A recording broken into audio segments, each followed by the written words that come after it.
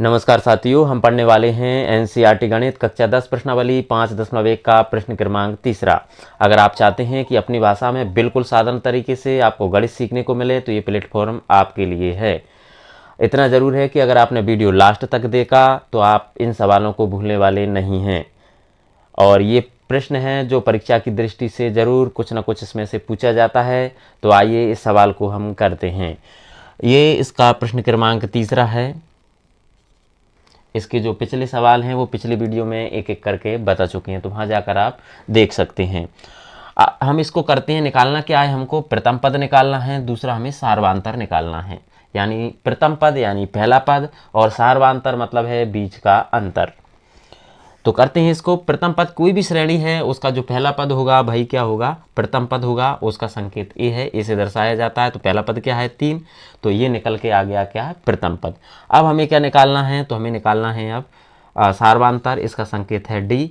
उसको निकालते कैसे हैं, तो दूसरे पद में से पहला हम घटा देते हैं। तो ये होगा A1, ये होगा A2, ये हो गया A3 और ये हो गया A4। यानी दूसरा क्या है 1 है। 1 में से हम कितना घटा देंगे, पहला पद। पहले इसको जमा लेते हैं अच्छे से। तो क्या होगा A2 माइनस A1। तो इसमें हम इसको जमा देंगे तो D बराबर क्या हो जाएगा, A2 कितना है 1 माइनस के A1 यानी कितना है 3। तो अब कभी भी माइनस प्लस की संख्या आए तो बड़ी संख्या में से छोटी घट जाती है और बड़ी के आगे जो चिन्ह रहता है वही हम इसके आगे लगा देते हैं। तो क्या होगा 3 में से 1 घट गया तो कितना बचा 2 और बड़ी के आगे माइनस है तो यहाँ लगा देंगे माइनस। तो हमें क्या प्राप्त हुआ, प्रथम पद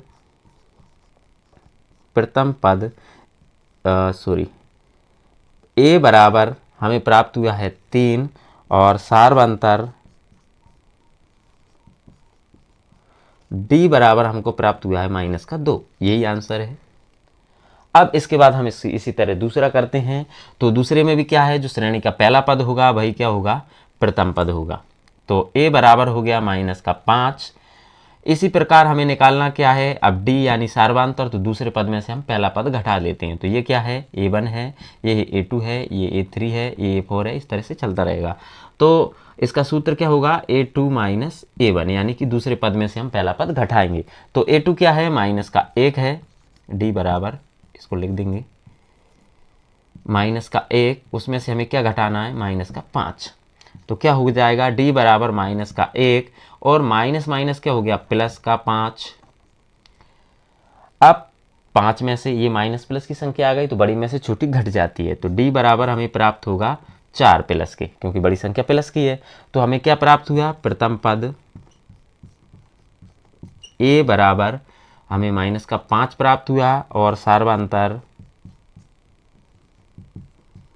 डी बराबर प्लस का 4 प्राप्त हुआ। यही आंसर है। तो अब इसका हम तीसरा सवाल करते हैं। तीसरा सवाल है 1/3। इस तरह से ये श्रेणी है। तो इसका भी क्या है, जो पहला पद होगा वो ए यानी कि प्रथम पद होगा। तो पहला पद क्या है 1/3। अब हमें निकालना है सार्वांतर। तो सार्वांतर क्या है, दूसरे पद में से हम पहला घटा देते हैं। तो दूसरा क्या है 5/3, यानी कि इसको क्या करते हैं थोड़ा सा और सूत्र में जमा लेते हैं। तो दूसरा पद क्या होगा A2 माइनस A1। तो इसमें इसको हम जमा देते हैं। तो D बराबर A2 यानी कि दूसरा पद क्या है 5/3 माइनस 1/3। कभी भी बटे में संख्या आए बीच में प्लस माइनस आए तो हम इसका क्या लेंगे, एलसीएम लेंगे। तो 3 और 3 का एलसीएम आ जाएगा 3। अब क्या है 3 से 3 कट जाएगा तो बचा क्या 5 माइनस ये 3 से 3 कट गया तो बचा क्या माइनस का 1। यानी कि 5 में से 1 घटेगा तो कितना बचेगा, D बराबर 4/3। तो हमें क्या प्राप्त हुआ, प्रथम पद ए बराबर हमें प्राप्त हुआ 1/3 और सार्वांतर डी बराबर हमें प्राप्त हुआ है 4/3। यही आंसर है।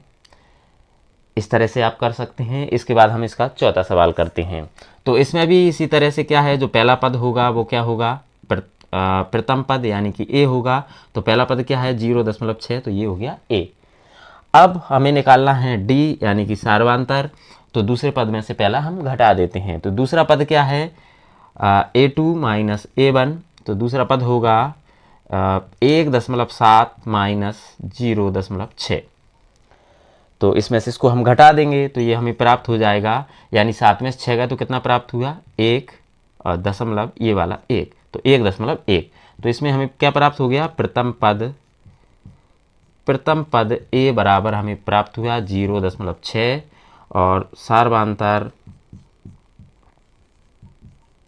डी बराबर हमको प्राप्त हुआ है 1.1। इस तरह से इन सवालों को आप कर सकते हैं। आप चाहें तो इनका स्क्रीनशॉट भी ले सकते हैं। उम्मीद करते हैं कि सवाल आपको समझ में आया होगा। अगर आप समझ में आया है तो इस आइकन पर क्लिक करके आप चैनल को सब्सक्राइब कर सकते हैं। बेल आइकन का बटन जरूर दबाइए। अगर वीडियो पसंद आया है तो वीडियो को लाइक शेयर कमेंट जरूर कीजिए।